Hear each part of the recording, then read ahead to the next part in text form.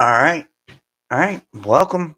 Welcome, everyone, to the Best Damn podcast. I am your host, John Keene. As always, I would like to thank you guys for joining me. Ask that you please add, follow, and check us out Instagram, Facebook, Best Damn Podcast, Twitter, The Real Best Damn. And wherever you guys catch us from, please make sure to hit the like, give us a thumbs up, leave a comment, let me know what you think, and follow, subscribe, all that good stuff. We're going to go ahead and share the screen here. I've got a good one. So we're going to be actually continuing from excuse me. This is going to be a continuation of the last video that we had. This is creators or captors. And the last time we had gotten into the discussion of extraterrestrials, we had went to the Roswell alien interview, which, I mean, honestly, this was just a fascinating book.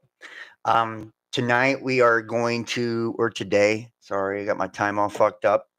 I don't usually do early videos, but I'm going to try it. So we'll see how it goes. We're going to get into the Roswell alien interview. We're going to kind of continue into that, looking at Matilda's letters and her discussion about the alien Errol, right? And she was allegedly a nurse during the Roswell crash, and she was the one that was, servicing or taking care of the one surviving alien, allegedly, right?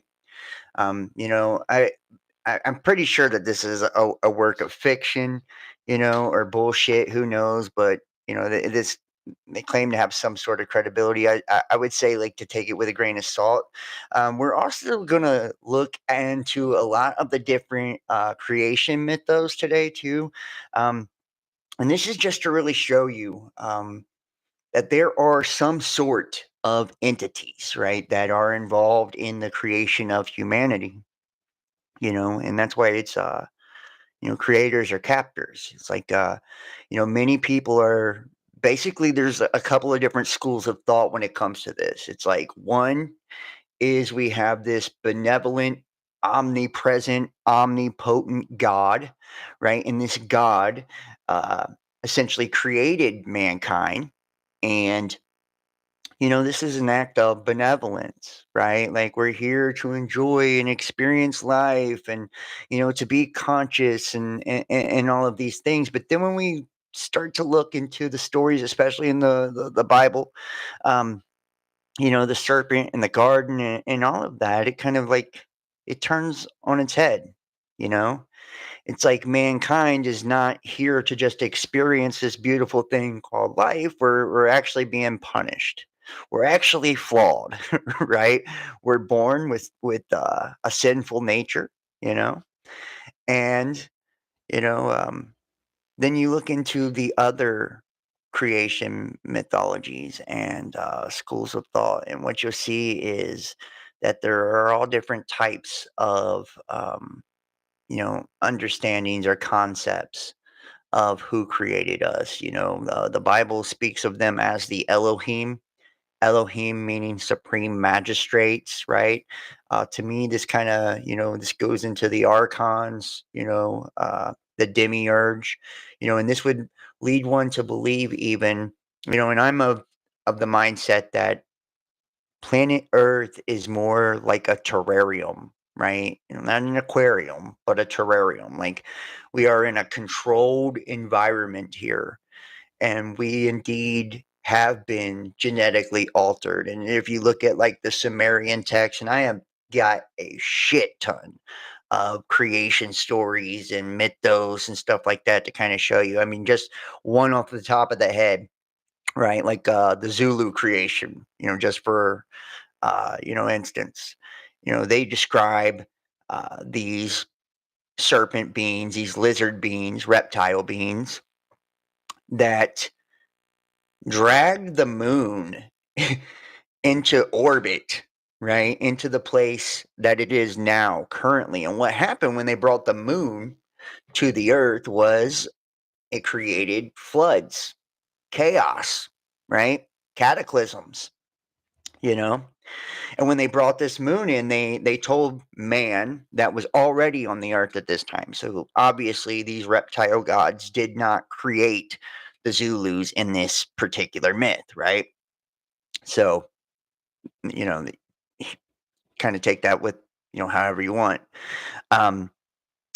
So they bring the moon in and they tell them, they say, you will bow down and worship, and they say no, right? Obviously, they're like, fuck no, we're not going to worship you guys, Um, so they threaten to remove the moon, which will then bring the same things, right? The floods and cataclysms and all of this again, right? And that's how they actually get man to bend the knee and worship is by the threat of removing the moon that they had already, dragged into place and caused, cataclysms to begin with. So, that's just one account of many accounts, right? So we're going to get into this tonight. We're going to be looking at Prometheus. We're going to look at some apocryphal text from the Bible that didn't, these aren't in the canon that. We are going to be looking at just a kind of Stories of the Watchers, the Book of the Giants, Sons of God, the Book of Enoch. There's just going to be a bunch of them we're going to jump into and really try to, see where all of this leads us, as far as, who and what created mankind and what their intentions are as far as that creation, and it's like I would really be interested. um I'd be interested to see, how many people out there really believe that, you know, uh, these beings are benevolent. It's like when you really and it was such a radical concept for me when I first started getting into, all of this years ago to think that the God of the Bible or um, God or who I thought was God at that time, couldn't be, good or that it would be anything other than that. And it's like the rise of the ancient astronaut theory and all of this. It's like it really takes us to a different place, So hopefully we can glean something different from this. But we're gonna go ahead and jump into it. I have no idea if anybody will even catch this one, but hopefully they catch it on the flip side, if not. So, and like I said, we're also going to be looking at different things with aliens and all kinds of shit. So, I do want to pick back up first, and then I promised the last time too to talk about Aramon. If you guys are familiar with this technological god, it's Aramon, and we'll look at some text from Rudolf Steiner on the Aramonic deception, right? And to me, Aramon resembles Abraxas a whole bunch. I know they're not the same, and people don't correlate them to the same thing. But I'm going to show you the reasons why I believe that they could be, right, and I'll show you that. So, and then we'll be looking at different abduction accounts and documents and all kinds of cool stuff. So, here we go. And if you guys would like to donate and support to the channel, you can do that by going to PayPal, Cash App, Facebook Messenger, or by joining us over on Patreon. And yeah, the links are all in the description and in the chat. So let's go ahead and jump into it. We're going to pick back up first right here with the alien interview and this is Matilda O'Donnell McElroy, right? And this is chapter 6 is where we left off. So this is after her, like I said, this is after the rescue. The capture is what it is. They can say rescue, but the capture of this extraterrestrial, and this is from Roswell, right? They said that there was three beings, three beings that were in the crash, and two of them were different than the one that actually lived, right? And we're going to kind of get into the technology and all this. Is it consciousness? What is it? So the one that did live, they call Errol. I've already told you, if you look at it, it's an anagram for liar, which I find very interesting, right? So, but it could be and another thing too, if you look at the letters, like if it's an acronym or something, artificial intelligence, something, right? Like I've been trying to put together or piece together, different ways of like looking at it and by looking at the name. So it says by the 15th day after capturing really, Errol from the crash site, I was able to communicate fluidly and effortlessly with her in English. She had absorbed so much written material by this time that her academic education far exceeded my own.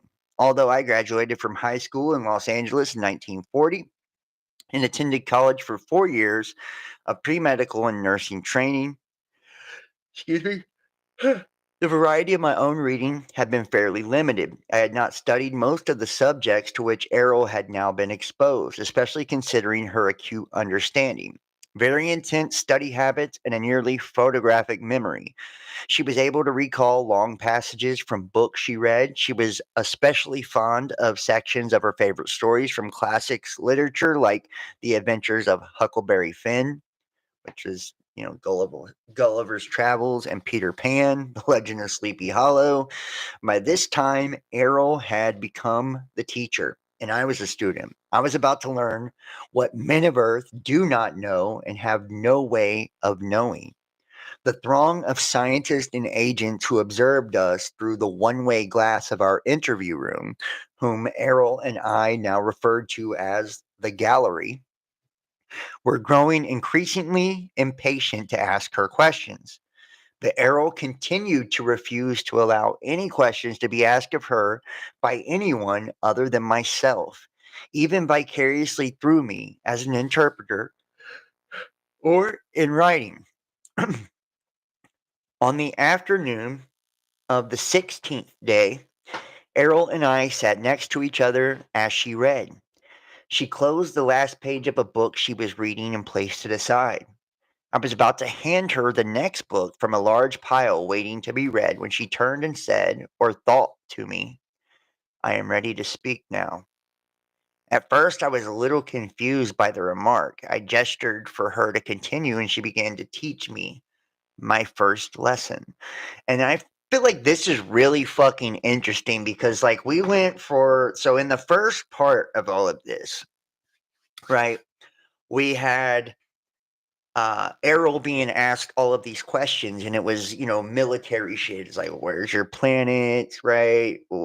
What do why are you here? Are your people going to come look for you? Like all of these different questions. And it was interesting, I thought. But now it shifts gears to where Errol is now going to be, doing the speaking. I find this to be pretty cool. So, what would you like to say, Errol? I asked. I have been a part of the domain expeditionary force in this sector of space for several thousand years. However, excuse me, I don't want to get the yawns. I have not personally had intimate contact with beings on Earth since 5965 BC. It is not my primary function to interact with inhabitants of planets within the domain. I am an officer, pilot, an engineer with many duties to perform. Nonetheless, I am fluent in 347 other languages within the domain. I have not been exposed to your English language. The last earth language which I was conversant was the Sanskrit language of the Vedic hymns.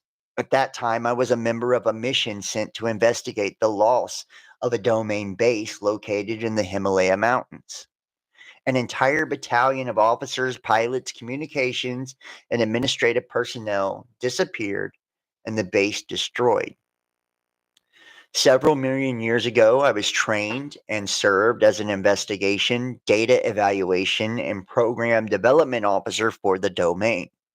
Because I was experienced in that technology, I was sent to Earth as part of the search team. One of my duties involved interrogation of the human population that inhabited the adjoining area at that time. Many of the people in that region reported sighting Vimanas or spacecraft in the area. Following the logical extension of evidence, testimony, observation, as well as the absence of certain evidence, I led my team to the discovery that there were still old Empire ships and well hidden old Empire installations in this solar system of which we had been completely unaware. Now, I don't know exactly what she's referring to when it comes to the old Empire, but and before we find out, I'm just going to kind of like speculate here. So when we like think of like the Lovecraftian like old ones, right? Um, every mythos, every religion, everything, right? When it comes to like these different spiritual concepts and schools of thought, if you really think about them, they all have like two different classes of beings, at least, usually two or three, right? Like with the Greeks, they had what was the first one's called? They were basically it was like Gaia and Uranus, like they were the elementals, something like that, right? Then they had the Titans and the Olympians, right? You look biblically, and you have Elohim and Nephilim, right? Um, Anunnaki and Agigi, right? So on and so forth. So it's like there's always a couple of different classes of beings. Okay. So I just want to kind of point that out. So when they're talking about the old empire and the domain, considering I believe Errol is a gray, because she's been described as a gray, uh, you know, um, I would, I would, if I had to classify Errol, I would classify Errol as a Gigi or an Agigi, right? As opposed to an Elohim, right? So you and I were unable to communicate in your language because I personally had not been exposed to your language. However, now that I have scanned the books and material you provided me, this data has been relayed to our space station in this region and processed by our communications officer through our computers. It has been translated into my own language and relayed back to me in a context that I can think with. I have also received additional information from the files stored in our computers about the English language and domain records concerning Earth civilization. Now I am prepared to give you certain information that I feel will be of great value to you. I will tell you the truth. Although truth is relative to all other truth, I wish to share with you as honestly and accurately as possible, truth as I see it, within the boundaries of my integrity to myself, to my race, and without violating my obligations to the organization I serve and have sworn to uphold and protect. Okay, I thought. Will you answer questions from the gallery now? No, I will not answer questions. I will provide information to you that I think will be beneficial to the well being of the immortal spiritual beings who comprise humanity, and that will foster the survival of all the myriad of life forms and the environment of Earth. as it is a part of my mission to ensure the preservation of Earth. Personally, it's my conviction that all sentient beings are immortal spiritual beings.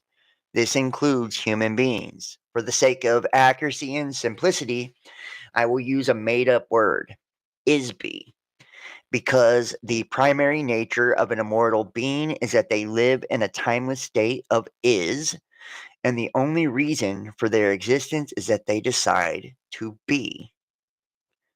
No matter how lowly their station in a society, every ISBE deserves the respect and treatment that I myself would like to receive from others. Each person on Earth continues to be an ISBE, whether they are aware of the fact or not. I will never forget this conversation. Her tone was very matter of fact and emotionless. However, for the first time, I sensed the presence of warm and real personality in Errol. Her reference to immortal spiritual beings struck me like a flash of lightning in a dark room. I had never before considered that a human being could be an immortal being. I thought that status or power was reserved solely for the Father, the Son, and the Holy Ghost. And because I am a devout Catholic and subject to the word of the Lord Jesus and the Holy Father, I have never thought of a woman as an immortal spiritual being either, not even the Holy Mother Mary. Yet, when Errol thought that thought, I became vividly aware for the first time that she, personally, was an immortal spiritual being, and so are we all. Errol said that I was confused about the idea. She said she would demonstrate to me also an immortal spiritual being. She said, "Be above your body immediately." I realized that I was outside of my body, looking down from the ceiling at the top of my body's head. I was also able to see the room around me, including Errol's body, sitting in the chair next to my own body. After a moment, I realized a simple but shocking reality that I am not a body. And in that moment, a black veil lifted. And for the first time in my life, and for a very that I am not my soul, but that I am a spiritual being. This was an that fills me with a joy and relief I can't for. As for I do not understand her meaning, as I have always been taught that I am not immortal. A spirit, perhaps, but certainly not immortal. After a moment, I'm not sure how long, Errol asked me if I had a better understanding of the idea. Suddenly, I was back inside my body again and said out loud, "Yes, I see what you mean." Which, that's pretty fucking wild right there. You know, if the ET's just like, be outside your body. And all of a sudden, you know, you're cast out of yourself, literally looking down into the room. You know, that's pretty wild. But we do know, as for accounts that people have had. Oops, are we really having trouble with the Wi-Fi?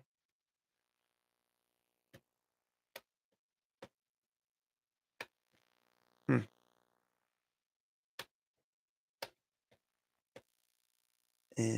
Are we still streaming? Oh, guys, I have no idea.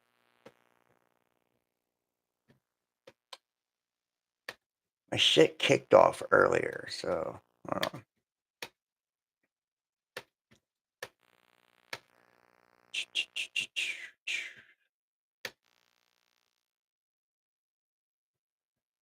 I'm gonna check real fast. Hold on, guys. 1 second. Fuck. Looks like we're still streaming.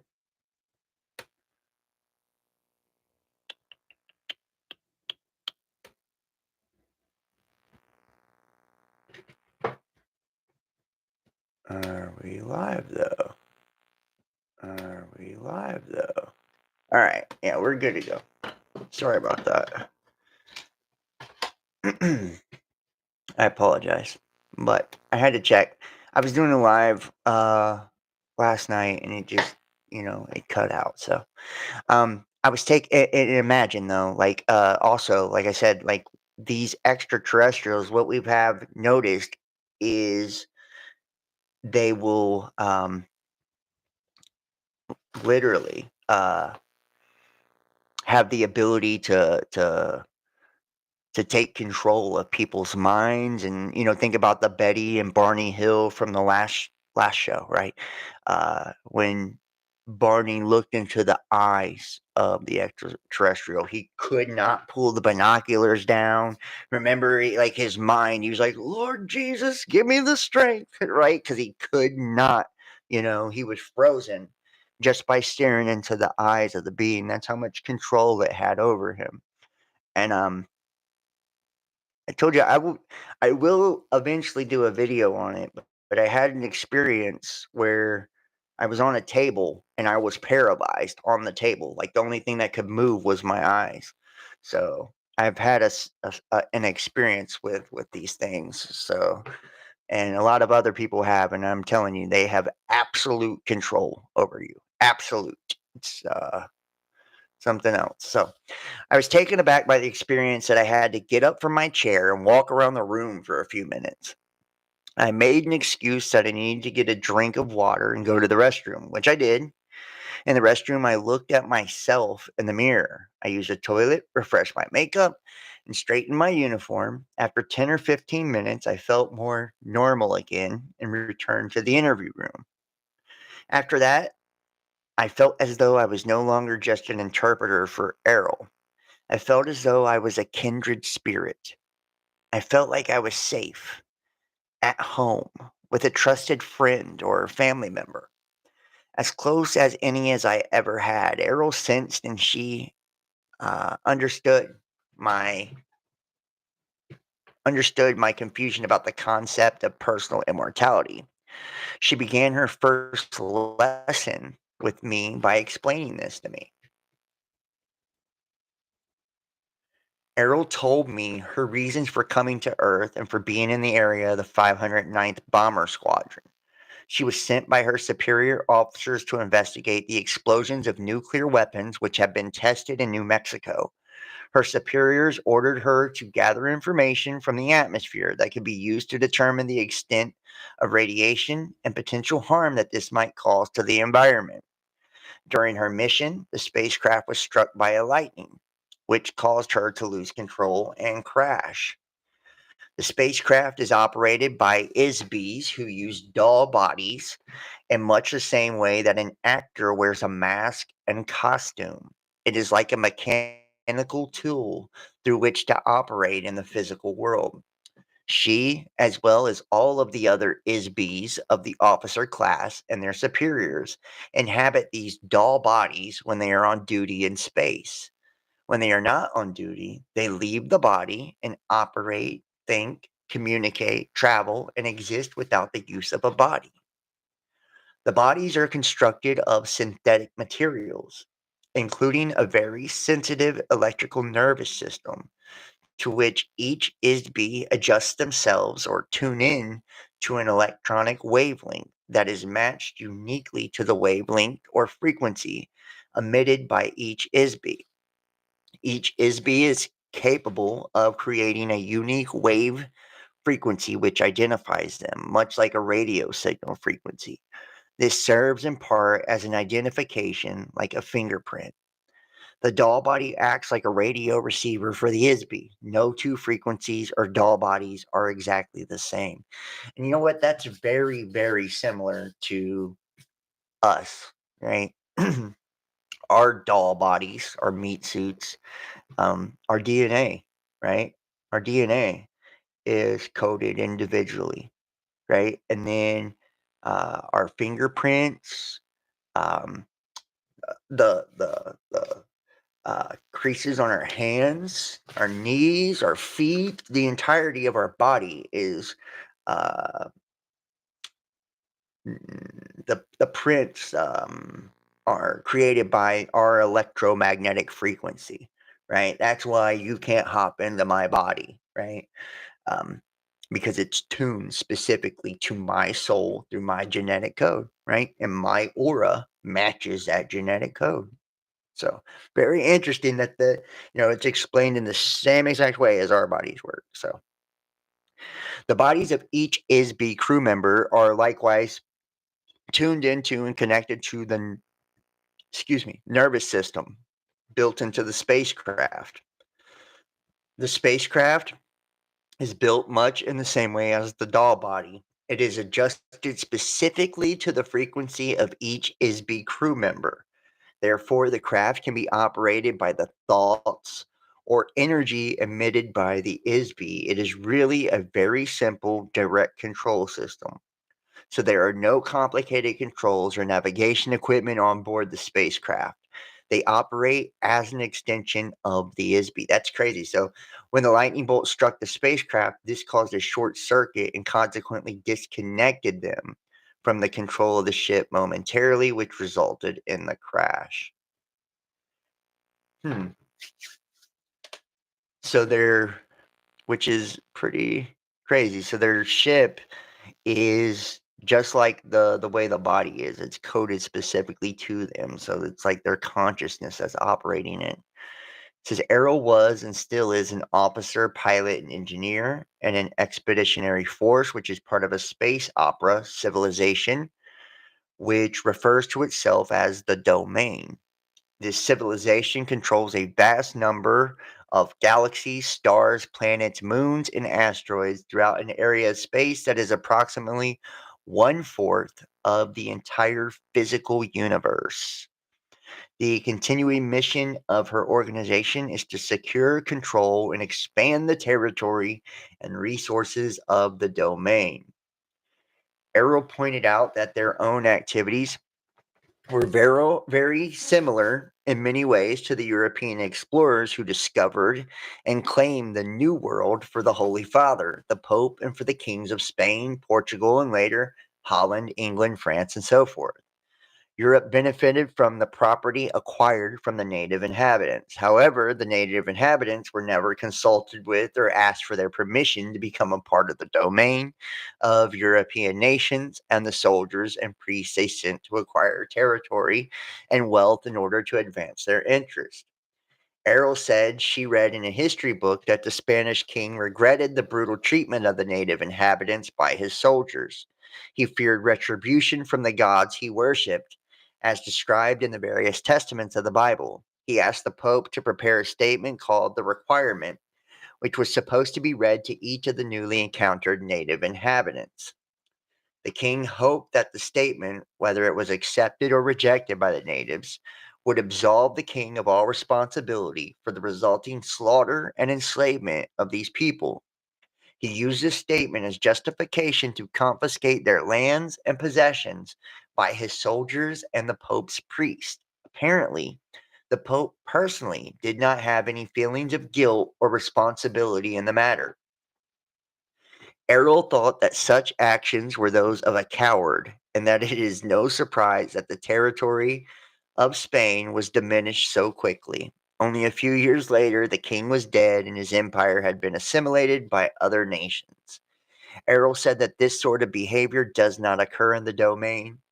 Their leaders assume full responsibility for the actions of the domain and would not denigrate themselves in this fashion, nor do they fear any gods or have any regret for their actions. This idea reinforces my earlier suggestion that Errol and her people are probably atheists. In the case of the acquisition of Earth by the domain, the rulers of the domain have chosen not to openly reveal this intention to the native inhabitants of the Earth until a later time when it may or may not suit their interest to reveal themselves. For the present time, it is not strategically necessary to make the presence of the domain expeditionary force known to mankind. In fact, until now, it has been very aggressively hidden for reasons that will be revealed later. The asteroid belt near the Earth is a very small but important location for the domain in this part of space. Actually, some of the objects in our solar system are very valuable for use as low gravity space stations. They are interested primarily in the low gravity satellites in the solar system, which consists mainly of the side of the moon facing away from Earth and the asteroid belt, which was a planet that was destroyed billions of years ago, and to a lesser degree, Mars and Venus. Doomed structures synthesized from gypsum or underground bases covered by electromagnetic force screens are easily constructed to house the domain forces. Once an area of space is acquired by the domain and it becomes part of the territory under its control, it is treated as the property of the domain. The space station near the planet Earth is important only because it lays along the path of the domain expansion route toward the center of the Milky Way galaxy and beyond. Of course, everyone in the domain is aware of this except for the people of Earth. My instructions with Errol continued through the night until dawn of the next morning. I must say that I was fascinated, skeptical, shocked, alarmed, dismayed, and disgruntled by the lesson I was getting from Errol. I could never have imagined any of what she was telling me, not even in my wildest dreams and nightmares. The next afternoon, after I had slept, showered, and eaten, I was debriefed about my interview session the previous evening by members of the gallery who recorded my account of what Errol told me. There was a stenographer present for this session, as usual, to whom I was debriefed for each interview. And there was also 6 or 7 men who asked for clarification of my statements. As always, there was constant pressure applied to me to use my influence with Errol to persuade her to answer specific questions prompted by members of the gallery. I did my best to reassure everyone that I would give my very best efforts to do so. Nevertheless, only 3 things happened every day thereafter. 1. Errol resolutely refused to answer any questions that she since had been posed by or suggested to me by the gallery. Errol continued to instruct me in the subject matter of her own choice. Every evening after my interview with or instruction from Errol, she would give me a new list of subject matter about which she wanted more information. Each evening, I presented this list to the gallery. The next day, Errol received a large stack of books, magazines, articles, and so forth. She would study all of these during the night while I slept. This pattern repeated every day during the remainder of the time I spent with her.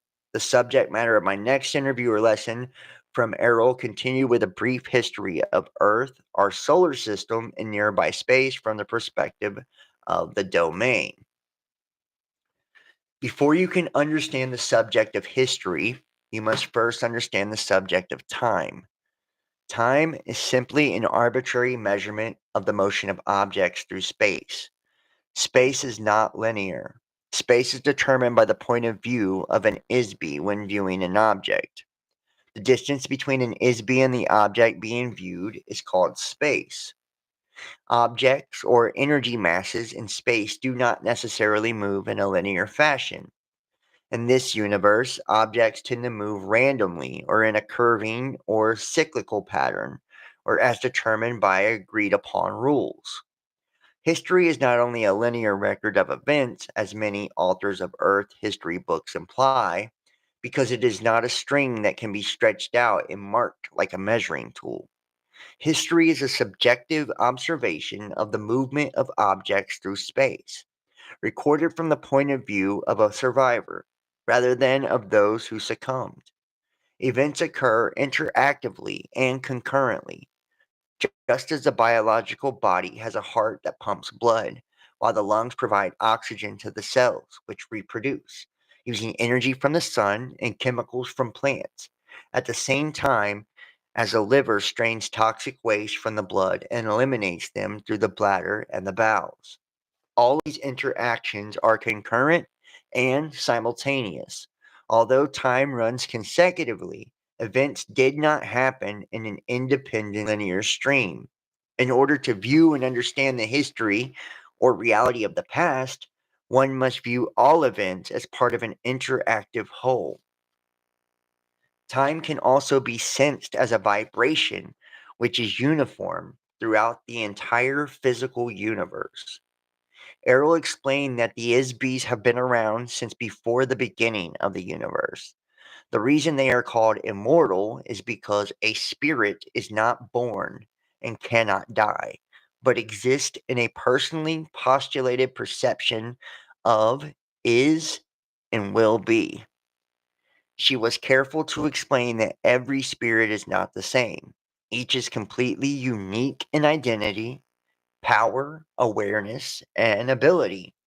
The difference between an Isby like Errol and most of the Isbys inhabiting bodies on Earth is that Errol can enter and depart from her doll at will. She can perceive at selective depths through matter. Errol and other officers of the domain can communicate telepathically. Since an Isby is not a physical universe entity, it has no location in space or time. An Isby is literally immaterial. They can span great distances of space instantly. They can experience sensations more intensely than a biological body without the use of physical sensory mechanisms. An Isby can exclude pain from their perception. Errol can also remember her identity, so to speak, all the way back into the dim mist of time for trillions of years.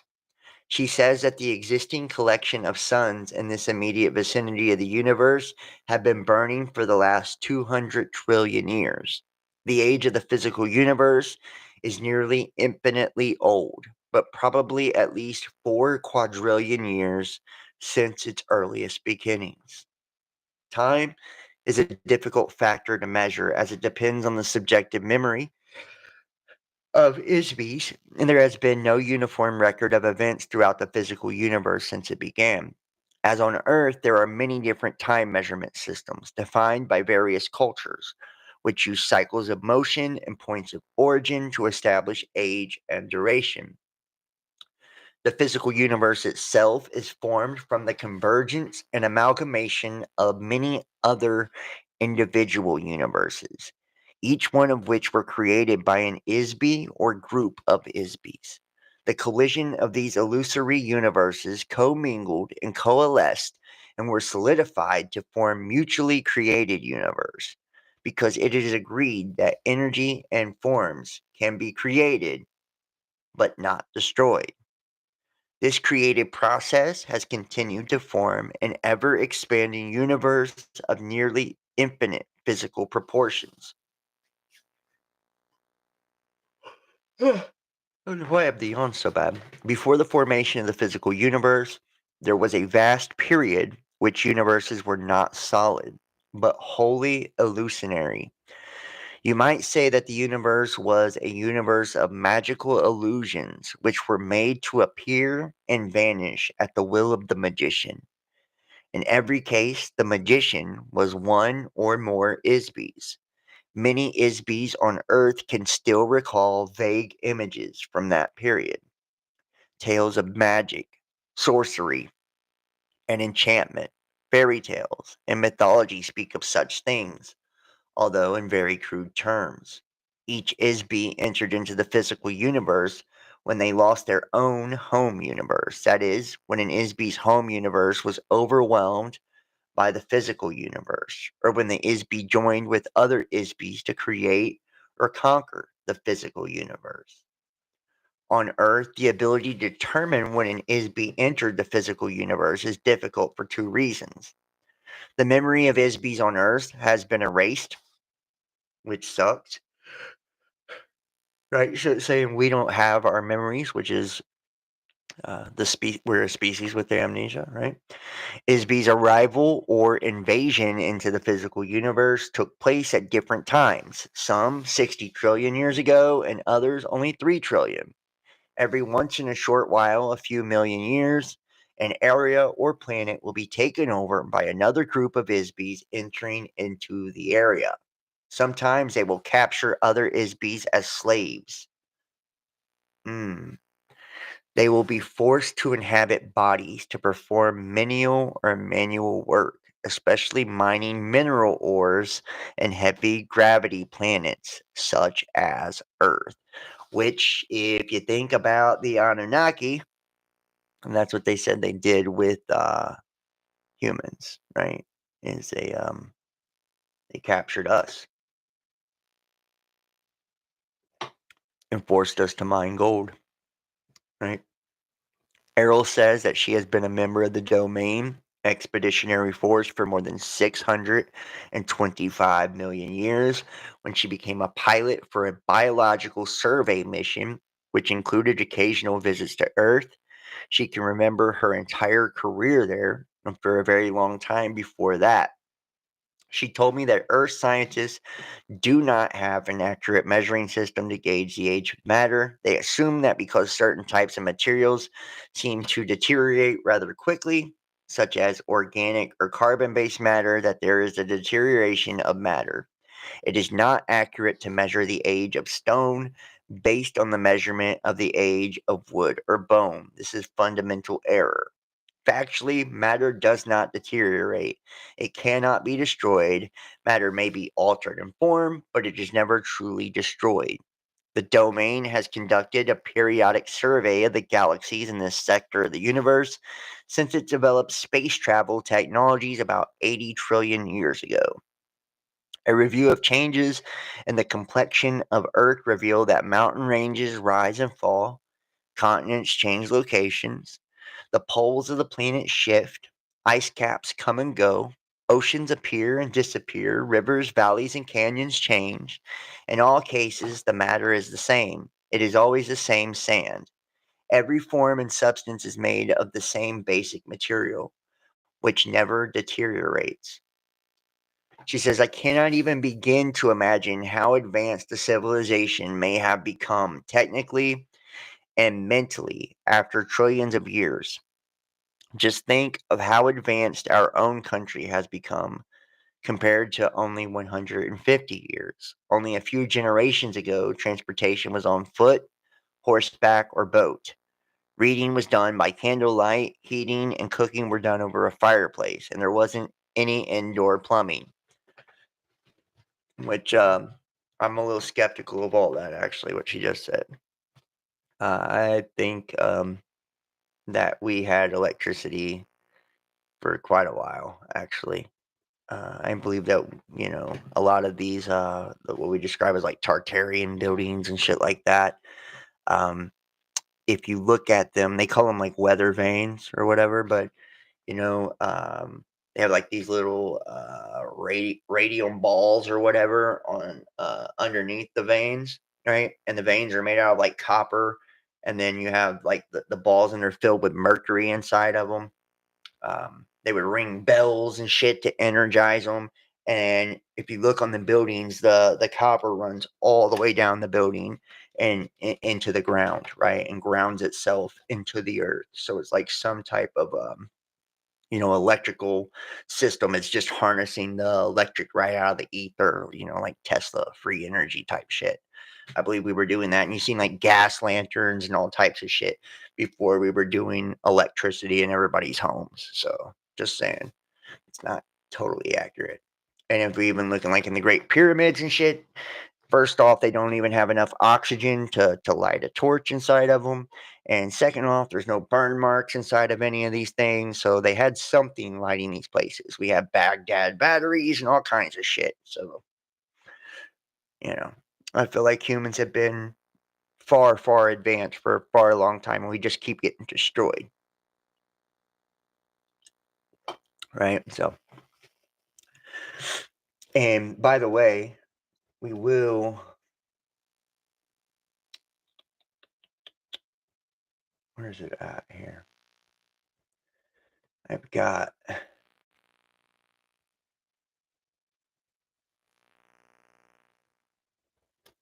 I've got an interesting book too. So weird. I've got an interesting book that I'm going to get into.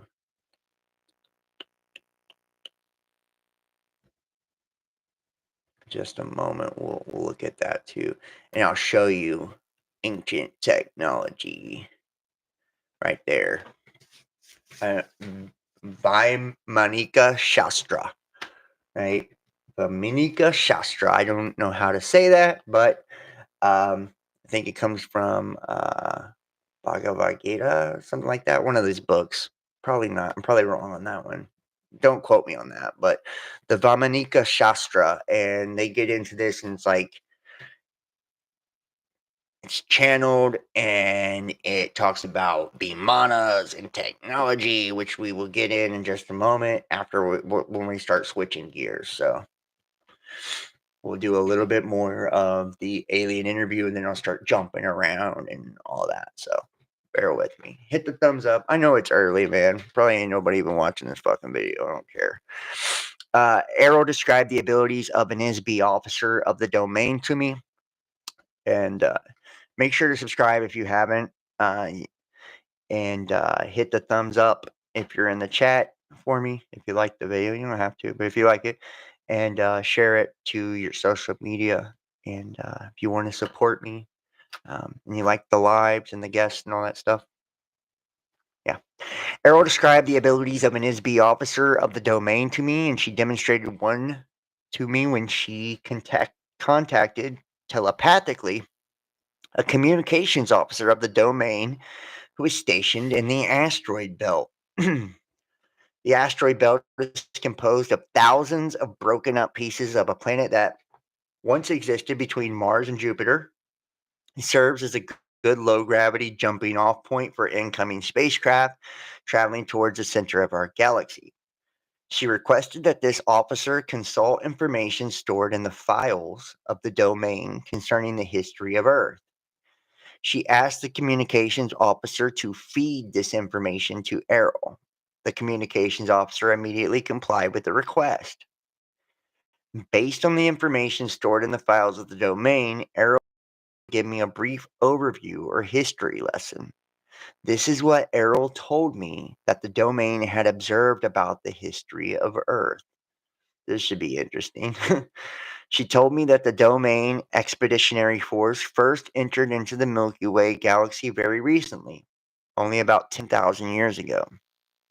Their first action was to conquer the home planets of the old empire. This is not the official name, but a nickname given to the conquered civilization by the Domain forces that served as a seat of central government for this galaxy and other adjoining regions of space. These planets are located in the star systems and the tail of the Big Dipper constellation. She did not mention which stars exactly. About 1,500 years later, the domain began installation bases for their own forces along the path of invasion, which leads towards the center of this galaxy and beyond. About 8,200 years ago, the domain forces set up a base on Earth in the Himalaya Mountains near the border of modern Pakistan and Afghanistan. This was a base for a battalion of the Domain Expeditionary Force, which included about 3,000 members. I'm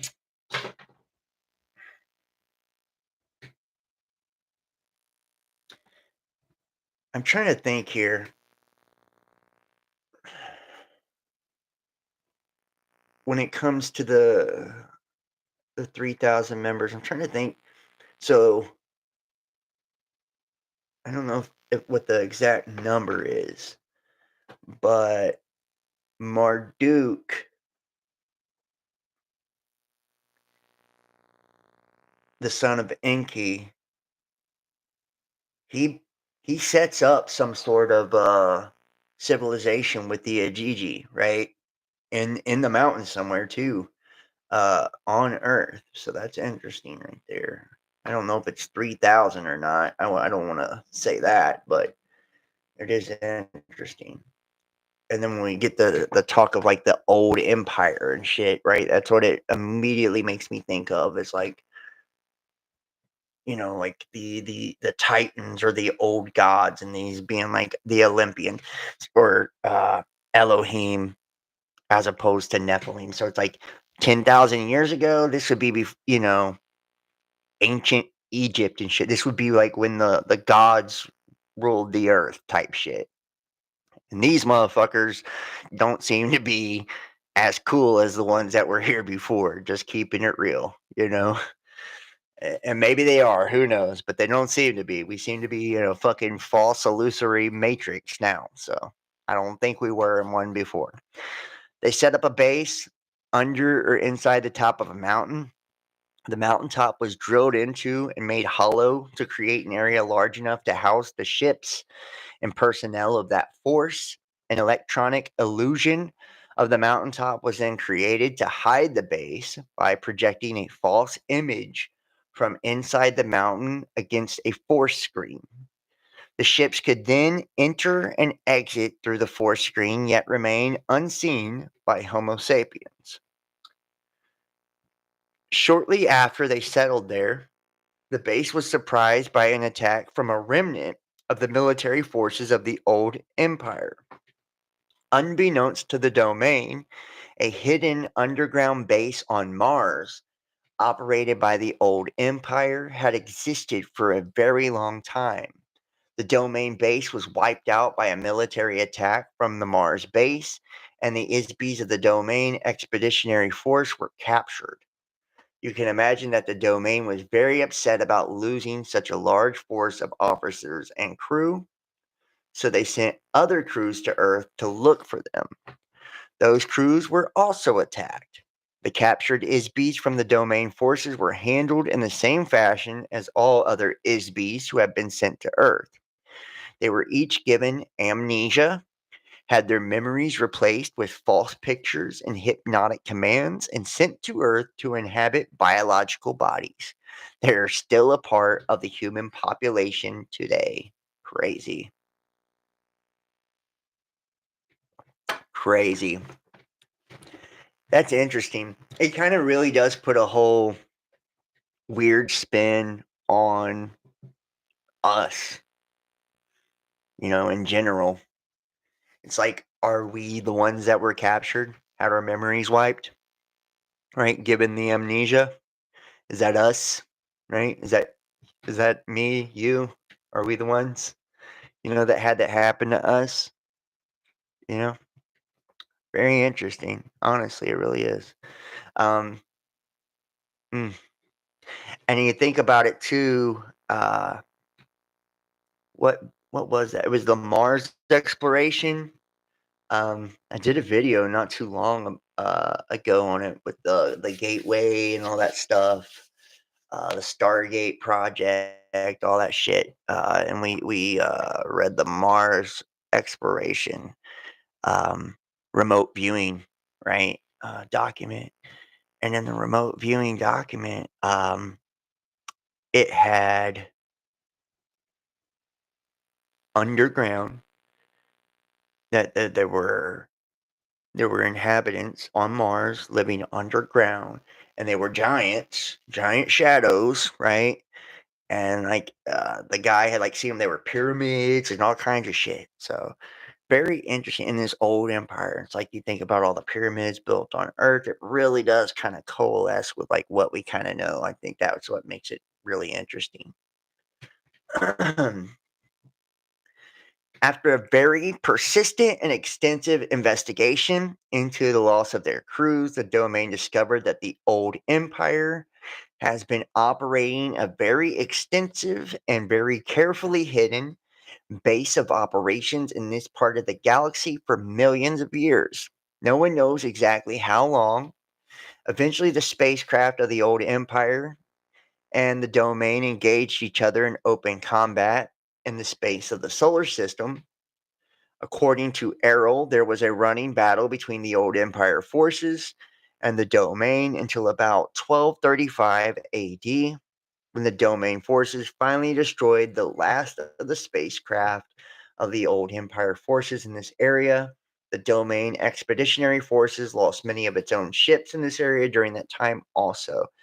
And this is, and it like makes you think too, like the book of miracles and all of that, right? Where like people are seeing like the fucking tic tacs and the saucers and shit like battling in the sky. Very interesting. Says about 1,000 years later, the old empire base was discovered by accident in the spring of 1914. The discovery was made when the body of the Archduke of Austria was taken over by an officer of the domain expeditionary force. This officer, who was stationed in the asteroid belt, was sent to Earth on a routine mission to gather reconnaissance. The purpose of this takeover was to use the body as a disguise through which to infiltrate human society in order to gather information about current events. The officer, as an ISB, having greater power than the being inhabiting the body of the Archduke, simply pushed the being out and took over control of the body. How fucked up is that, bro? uh, that is so crazy. However, this officer did not realize how much the Habsburgs were hated by feuding factions in the country. So he was caught off guard when the body of the Archduke was assassinated by a Bosnian student. The officer, or ISB, was suddenly knocked out of the body when it was shot by the assassin. Disoriented, the ISB inadvertently penetrated one of the amnesia force screens and was captured. Eventually, the domain discovered that a wide area of space is monitored by an electronic force field, which controls all of the ISBs in this end of the galaxy, including Earth. The electronic force screen is designed to detect ISBs and prevent them from leaving the area. I wonder if that is like the Van Allen radiation belt, right? Says the domain discovered that a wide area of space is monitored by an electronic force field. Right. Think about the Van Allen radiation belt, like, which is what they say prevents us from going to the moon and space traveling, all types of shit, right? Just saying. I wonder if that's it. Could be.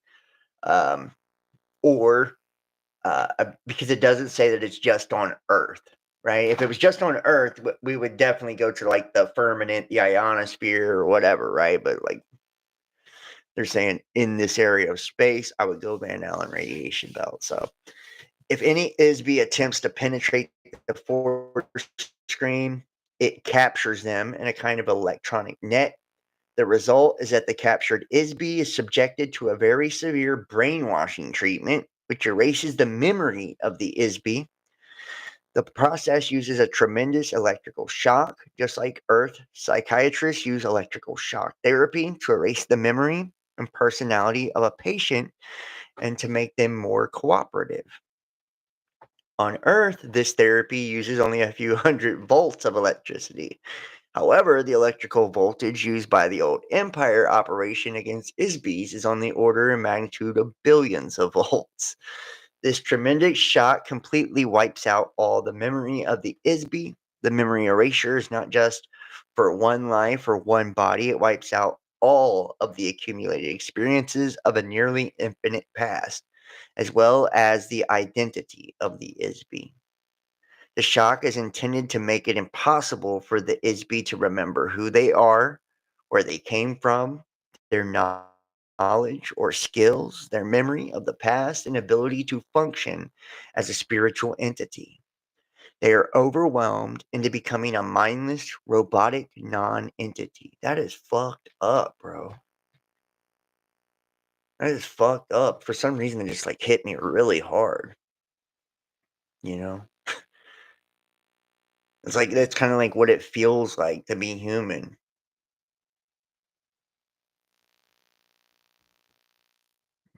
Really. It's like something happened here to us. It's like we come from this fucking infinite stream of life, but yet we have no recollection of any other lives we've lived. We have no recollection of shit, you know? Yet we still have downloads available to us, which means if you're able to download it, that means it's in you, the transmission's in you somewhere. It's coming from something. You're connected to it somehow. After the shock, a series of post-hypnotic suggestions are used to install false memories and a false time orientation in each ISB. This includes the command to return to the base after the body dies. Damn, so that the same kind of shock and hypnosis can be done again and again again and again forever. God damn. The hypnotic command also tells the patient to forget to remember. Wow. What the domain learned from the experience of this officer is that the old empire has been using Earth as a prison planet for a very long time. Exactly how long is unknown, perhaps millions of years. So when the body of the Isby dies, they depart from the body. They are detected by the force screen. They are captured and ordered by hypnotic command to return to the light. The idea of heaven and the afterlife are part of the hypnotic suggestion, a part of the treachery that makes the whole mechanism work. After the Isby has been shocked and hypnotized to erase the memory of the life just lived, the Isby is immediately commanded hypnotically to report back to Earth as though they were on a secret mission to inhabit a new body. Each Isby is told that they have a special purpose for being on Earth, but of course, there is no purpose for being in a prison, at least not for the prisoner. Any undesirable Isbys who are sentenced to Earth were classified as untouchable by the old empire. This included anyone that the old empire judged to be criminals who are too vicious to be reformed or subdued, as well as other criminals such as sexual perverts or beings unwilling to do any productive work. An untouchable classification of Isbys also includes a wide variety of political prisoners. This includes Isbys who are considered to be non-compliant free thinkers, revolutionaries who make trouble for the governments of the various planets of the old empire. Of course, anyone with a previous military record against the old empire is also shipped off to Earth. A list of untouchables includes artists, painters, singers, musicians, writers, actors, and performers of every kind. For this reason, Earth has more artists per capita than any other planet in the old empire. Untouchables also include intellectuals, inventors, and geniuses in almost every field. Since everything the old empire considers valuable has long since been invented or created over the last few trillion years, they have no further use for such beings. Managers also, which are not needed in a society of robotic citizens. Anyone who is not willing or political or in the class system of the old empire are untouched and sentenced to receive memory wipeout and permanent imprisonment on Earth. The net result is that an Isby is unable to escape because they can't remember who they are, where they came from, where they are. They have been hypnotized to think they are someone, something, sometime, somewhere other than where they really are. The domain officer who was assassinated while in the body of Archduke of Austria was likewise captured by the old empire force. Because this particular officer was a high-powered is compared to most, he was taken away to a secret old empire base under the surface of the planet Mars. They put him into a special electronic prison cell and held him there.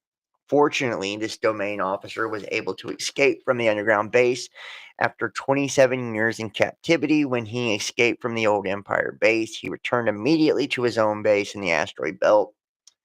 His commanding officer ordered that a battle cruiser be dispatched to the coordinates of the base provided by this officer and to destroy the base completely. The old Empire base was located a few hundred miles north of the equator of Mars in the Cydonia region. And this is exactly where the Cydonia region was exactly where um, that happened. That's interesting. That's exactly where the Mars exploration remote viewing happened. It's the Cydonia region. That's where it happened at. That's crazy. Interesting. That is very fucking crazy. Now, although the military base of the old empire was destroyed, unfortunately, most of the vast machinery of the ISB 4 screens The electroshock, amnesia, hypnosis machinery continues to function in other undiscovered locations right up to the present moment. The main base or control center for this mind control prison operation has never been found. Bullshit. Bull fucking shit. Yeah, I don't buy that at all. They're like, yeah, we were able to locate them and we fucked them up, blew up their underground bases, killed all of them, fucked all their machinery up, but we weren't able to stop the brainwashing mind control shit. Bull fucking shit. It's your shit, right? You guys are the motherfuckers doing it. There's no way that you couldn't stop all the screens and all of that shit. Like, sorry, I do not buy that one bit. Not one bit. Sorry. The domain has observed that since in the old empire, space forces were destroyed and there is no one left actively to prevent other planetary systems from bringing their own untouchable ISBs to Earth from all over the galaxy, from other galaxies nearby. Therefore, Earth has become a universal dumping ground for this entire region of space. So we're the garbage dump of the universe. I would buy that. I would buy that for sure. And after we finish this one, I'll jump to a new one. This in part explains a very unusual mix of races, cultures, languages, moral codes, religious and political influences. And Jesus, that light is hot. Political influences among the ISB population on Earth. The number and variety of heterogeneous societies on Earth are extremely unusual on a normal planet. Most Sun Type 12 Class 7 planets are inhabited by only one humanoid body type or race, if any. In addition, most of the ancient civilizations of Earth and many of the events of Earth have been heavily influenced by the hidden hypnotic operation of the old empire base. So far, no one has figured out exactly where and how this operation is run or by whom, because it is so heavily protected by screens and traps. Furthermore, there has been no operation undertaken to seek out, discover, and destroy the vast and ancient network of electronics machinery that create these before screens at this end of the galaxy. Until it has been done, we are not able to prevent or interrupt the electric shock operation, hypnosis, and remote thought control of the old Empire prison planet. Of course, all of the crew members of the Domain Expeditionary Force now remain aware of this phenomena at all times while operating in the solar system space so as to prevent detection and capture by old Empire traps. Yeah, fucking right. Okay. Well, we know that's complete horse shit. So we know that is absolute bullshit.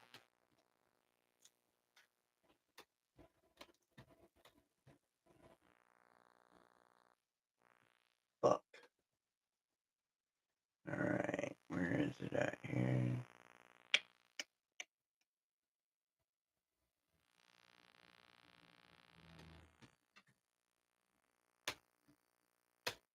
And Jesus, this light is cooking me, y'all. Sorry. Alright. The Vamanika Shastra. And this is the science or aeronautics. Science of aeronautics. And this is all about machines. So let's see what this is here. The pilot is one who knows the secrets. All right, hold on. I went too far. There we go. All right. I make obeisance to the divine being who is visible on the crest of the Vedas, who is the fountain of eternal bliss, of whose abode is reached by vimanas or aeroplanes.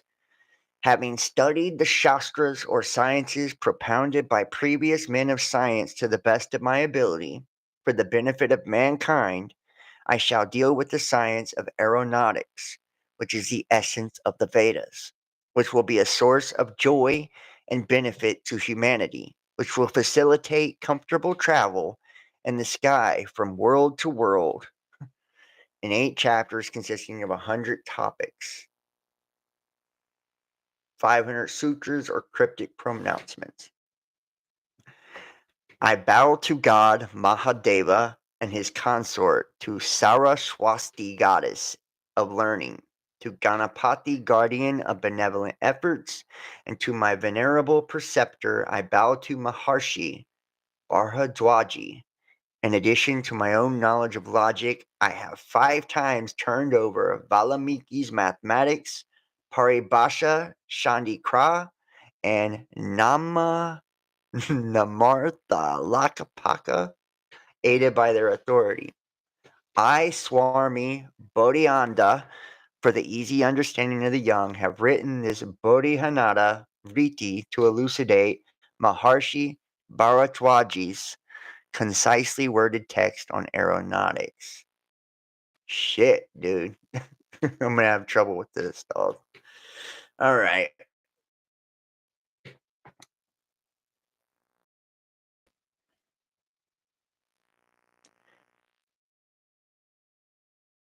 Two secrets of the working of the Vimana. Acquaint himself thoroughly with working them. He can be deemed competent to handle the aeroplane. He must know the structure of the aeroplane, know the means of its takeoff and ascent to the sky, and learn how to drive it and how to halt it when necessary, how to maneuver it and make it perform spectacular feats in the sky without crashing. Those secrets are given in Rahasya Lahari and other works by Lala and other masters is described as thus. The pilot should have training in Mantrika and Tantrika, Kritaka and Antralaka, Gura or hidden, Drisha or Adrisha, seen and unseen, Paraksha, Aparaksha, contraction and expansion, changing shape, look frightening, look pleasing, become luminous, or enveloped in darkness, deluge, pralaya, Bamukha, Tara, stunned by thunderous din, jump, move, zigzag like serpent, Japala, face all sides, hear distant sounds, take pictures, no enemy maneuvers, no directions of enemy approach, stop haka or paralyze, and karshana or excise magnetic there. I'm sorry, this is trashy to read, though, that this is all about aeroplanes. Kind of look at a few of these things here. The is prescribed as the mantra dikara by invoking the mantras of the Chinnamasta. Jesus, dude. You acquire powers visible and invisible of other mantras with potent herbs and ficus oils, and the Bhuvaneswari mantra, which confers spiritual and mesmeric powers to construct aeroplanes which cannot be cut, cannot be burnt, and cannot be destroyed. Powers to endow the plane with those powers. Mm.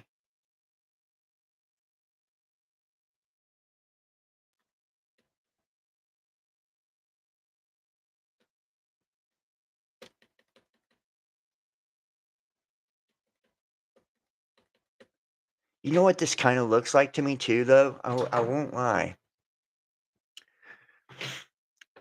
Something tells me this is something I've kind of thought about for a long time, really. When it comes to the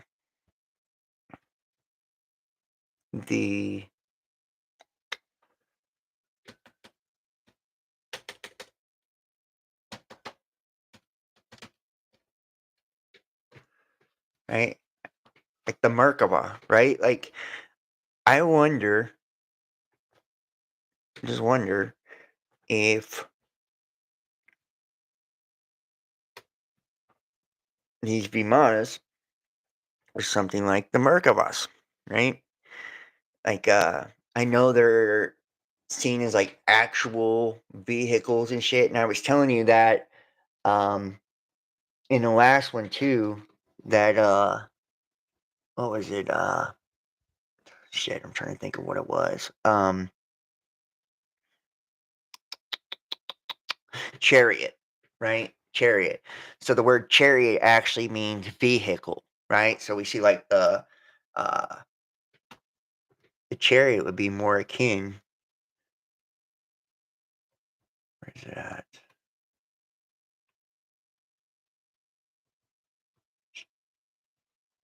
Right, to one of these, right? To a Vimana. Hold on. Let me drop down to.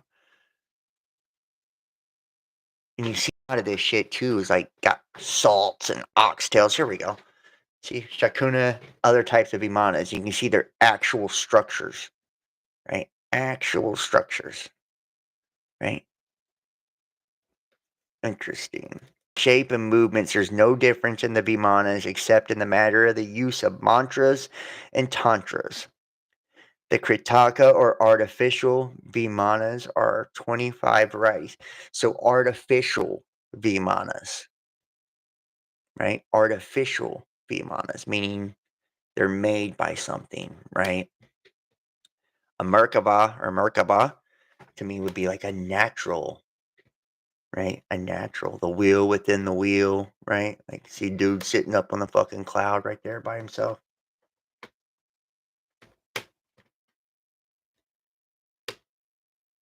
See? Where all this shit's coming from.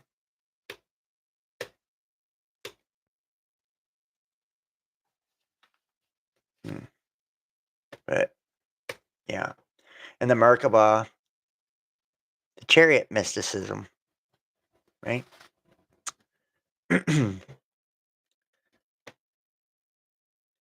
Found in Ezekiel 1 concerning the stories of ascents to heavenly places and the throne of God, right? It's a heavenly chariot, the work of the chariot. Like I said, and the chariot means a vehicle.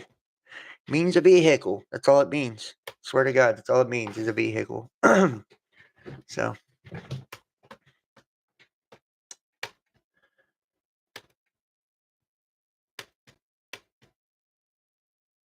Where are we at with this?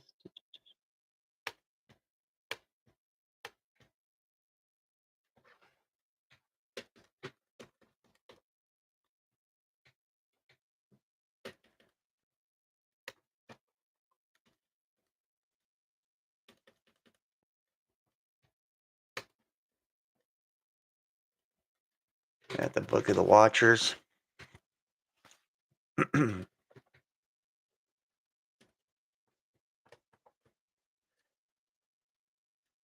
where is it at? Okay, hold on. So we will go right here. The deed and its results. Where do I want to start? The rebellion of the Watchers. So when the sons of men had multiplied in those days, beautiful and comely daughters were born to them. And the Watchers, the sons of heaven, saw them and desired them. And they said to one another, Come, let us choose for ourselves wives from the daughters of men, and let us beget children from ourselves. And Shemyaza, their chief, said to them, I fear that you will not want to do this deed, and I alone shall be guilty of a great sin.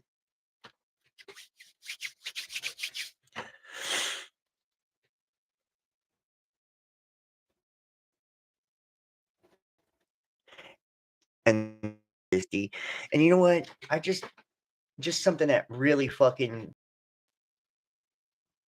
and I know that it says that we, it tries to separate mankind and the Watchers, right? As like two different things.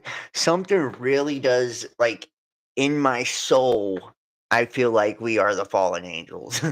Like in my soul, I feel like I don't know if but I do. I feel like and when you like look at like just the shit of Errol, which I'm sure is probably a work of fiction, but whatever. You think about like all these different schools of thought when it comes to this, and it's like 1/3 of the heavenly host. Um, and at one time we were this ethereal primordial consciousness. It's like we decided to descend into physical bodies, and it's like, and then you see what in the book of the Watchers, right? The book of Enoch, it says like, come, let us do this deed, and they bound themselves by a curse, right? And it's like that curse to me would be us being stuck here, right? Stuck here. And if you think about like what God says to them, he like removes the light from them and all of that. And what are we? We're a shadow, right? We are a shadow of our higher self. We're a phantom, you know. So I'm just saying, it's like we might be the ones who swore together to come down here, and we, just like Errol said, that screen of forgetfulness, the veil of forgetfulness, we're under the old empire.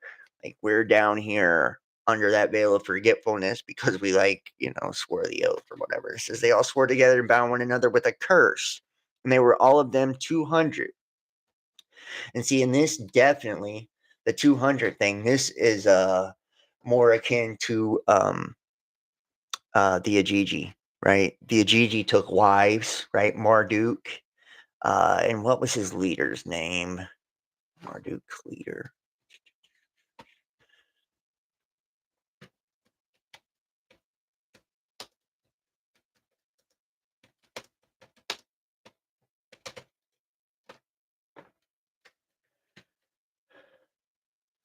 Uh,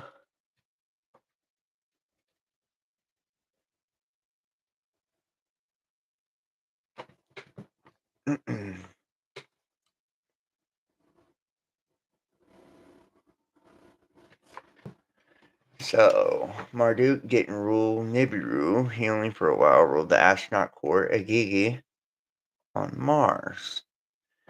He wed a hybrid whose ancestors his dad created. Marduk backed the Ajiji after they abducted hybrid women following his wedding. Yeah, so what was the leader of the Ajiji's name? Hold on. They've got his name. I know it says his name.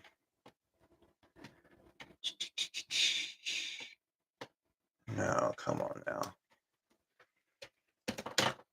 I have to get into the book if it don't tell me.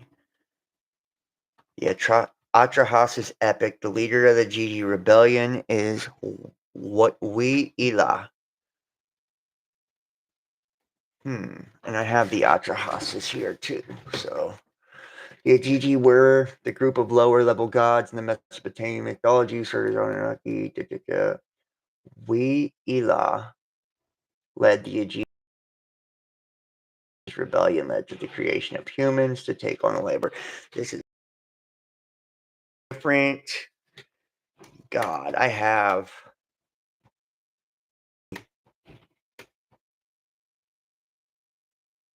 Atrahasis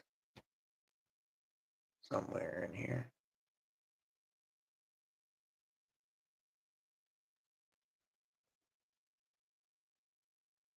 Right there. But it's in the Lost Book of Enki, I believe. I'm trying to think of the name of it. Does anybody know the name? Anybody know the name? No?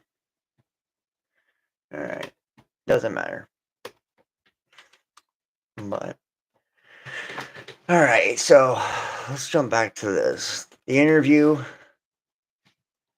The lesson in recent history. The interview taught me a history lesson I will never read in any textbooks written on Earth. The domain has a much different view of events than we do.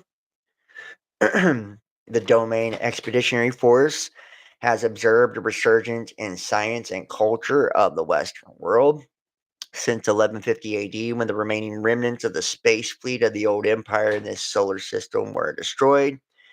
The influence of the remote control hypnosis operation diminished slightly after that time, but still remains largely in force. Apparently, a small amount of damage was done to the old Empire remote mind control operation, which resulted in a small decrease in the power of the mechanism. As a result, some memory of technologies that ISBs already knew before they came to Earth started to be remembered. Thereafter, the oppression of knowledge that is called the Dark Ages in Europe began to diminish after that time. Since then, knowledge of the basic law of physics and electricity have revolutionized Earth culture virtually overnight. The ability to remember technology by many of the geniuses in the ISB population of Earth was partially restored, when not so actively suppressed as it was before 1150 AD. Sir Isaac Newton is one of the best examples of this. Yeah, right. Um, a lot of people say that he was not what you think he was, but anyways, in only a few decades, he single-handedly reinvented several major and fundamental scientific mathematical disciplines. Yeah, we know this is bullshit. The man who remembered these sciences already knew them before they were sent to the earth. Ordinarily, no one would ever observe or discover as much about science and mathematics in a single lifetime, or even in a few hundred lifetimes. These subjects have taken civilizations billions and billions of years to create. ISBs on Earth have only just begun to remember small fragments of all the technologies that exist throughout the universe. Theoretically, if the amnesia mechanisms being used against Earth could be broken entirely, ISBs would regain all of their memory. Unfortunately, similar advances have not been seen in the humanities as the ISBs of Earth continue to behave very badly toward each other. This behavior, however, is heavily influenced by the hypnotic commands given to each ISB between lifetimes, and the very unusual combination of inmates on Earth, criminals, perverts, artists, revolutionaries, and geniuses, is the cause of a very restive and tumultuous environment. So the perverts makes a whole lot of sense, right? So I guess this is why we have, pedos and all that shit, right? The purpose of the prison planet is to keep ISBs on Earth forever. Promoting ignorance, superstition, and war between ISBs helps to keep the prison population crippled and trapped behind the wall of electronic force screens. And when I think of wall, I think of the ice wall, honestly.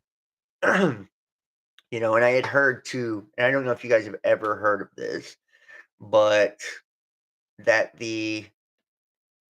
essentially the ice wall, like when we think of like Lemuria, so we are the Atlanteans, right? And Atlantis was essentially before we fell in consciousness. And that a lot of people try to paint Lemuria as predating the Atlanteans, and that actually Lemuria is the civilization that is separated by the ice wall. So, I mean, bear with me here. I'm going fucking far out there on this. I'm not saying this is true. I'm just saying this is some of the things that I've read and heard, and I don't know if it's legit or not. It's just interesting. That's it. But that Lemuria, so let's pull up a map here.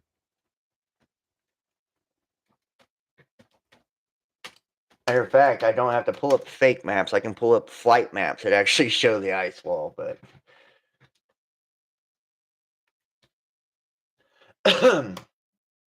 oh, right there.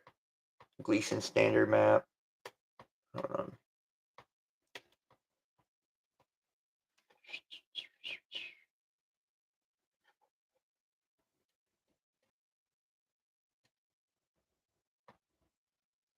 I'm trying to think which one. I'm trying to think of the name.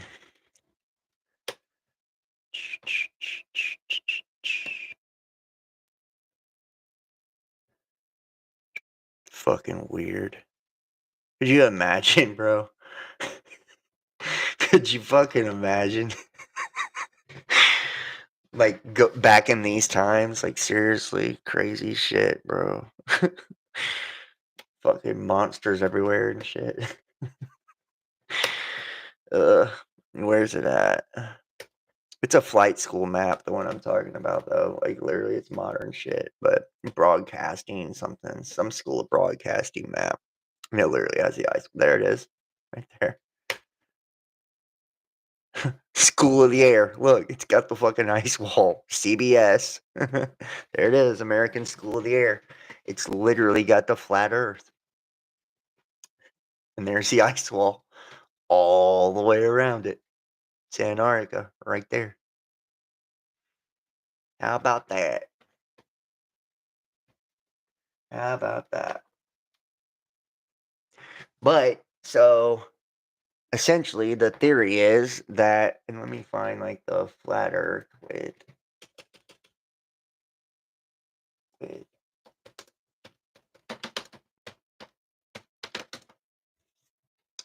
there it is. So, this is, like, the one that's got all the different worlds and shit. Let's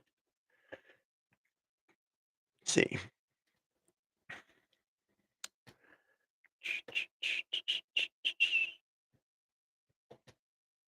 I like this one the best. And this is a huge fucking map. Let me see if I can. Yeah, it's a web file, PDF. It's the Terra Infinita map. Hold on.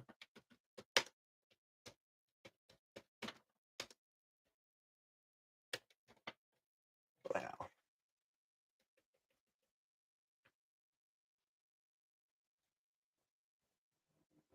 I'm sure somewhere. Where is it at?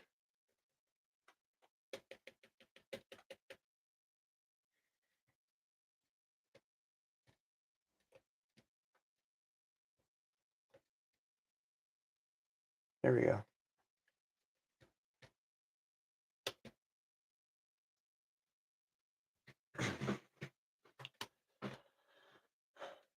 Hopefully it's not really small.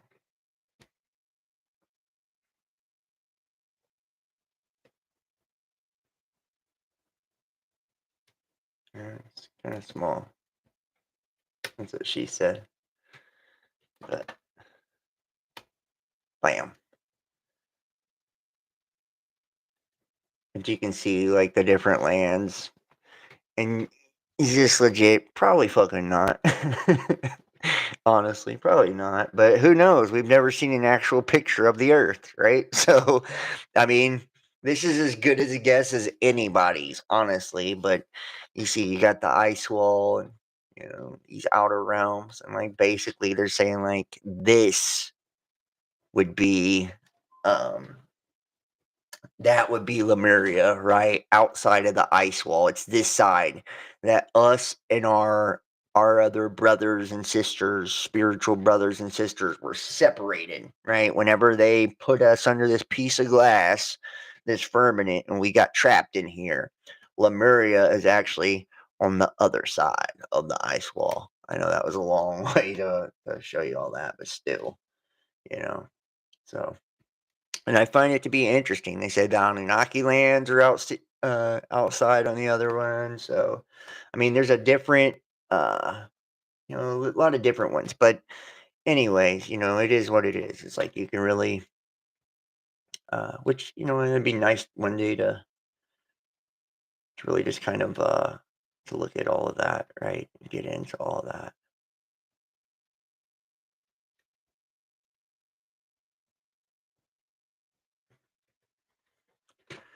So, sense and knowledge of the basic law of physics. Da da da da.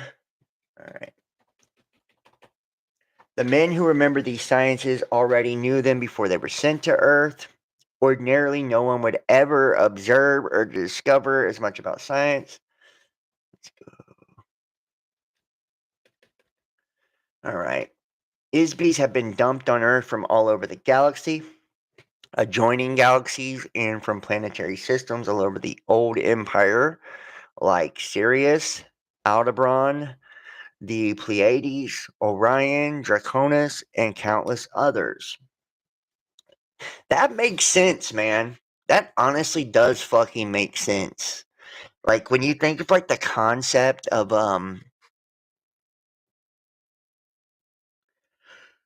of excuse me, When you think of the concept of like fucking star seeds and shit, right? It's like, how would everybody be coming from different? If we're all like the same kind of like created being, it makes no fucking sense for you to come from the Pleiades, me to come from Sirius, right? But then when you look at it like it's like a prison planet, where it's just this amalgamation of all these different fucking spiritual beings, then that makes sense. That, us coming from different star systems and clusters does make sense. But if we're all one species, one race, then no, we don't all come from different fucking stars. That's dumb as fuck, actually. We come from one star, the sun, right? Our sun. That's the star we come from. To think you come from the Pleiades is you're a retard, right? Like, in that school of thought. But if it's a prison planet, then it's anybody's guess where the fuck you came from, right? You could have came from Sirius. You could have came from Pleiades. You could have came from Andromeda. You could have came from Arcturus. You could have came from any of these places, right? So, says the Isby's been dumped on Earth from all of the other adjoining galaxies. And each of the various ISB populations have their own languages, belief systems, moral values, religious beliefs, training in unknown and untold histories. The ISBs are mixed together with earlier inhabitants of Earth who came from another star system more than 400,000 years ago to establish the civilizations of Atlanta and Lemuria, which I just brought up. Those civilizations vanished beneath the tidal waves caused by a planetary polar shift many thousands of years before the current prison population started to arrive.